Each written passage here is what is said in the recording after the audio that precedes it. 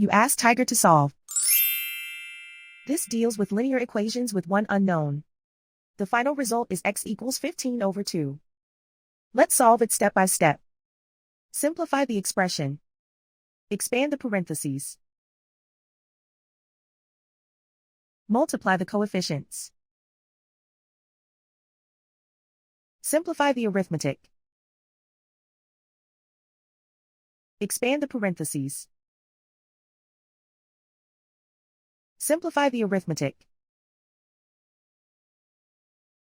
Expand the parentheses. Group like terms. Simplify the arithmetic. Group all x terms on the left side of the equation. Add 2x to both sides. Group like terms. Simplify the arithmetic.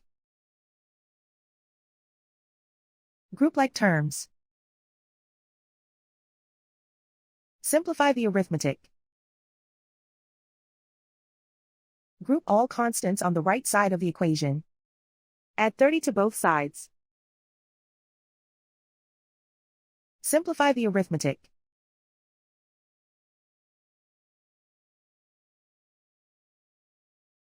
Isolate the x. Divide both sides by 22.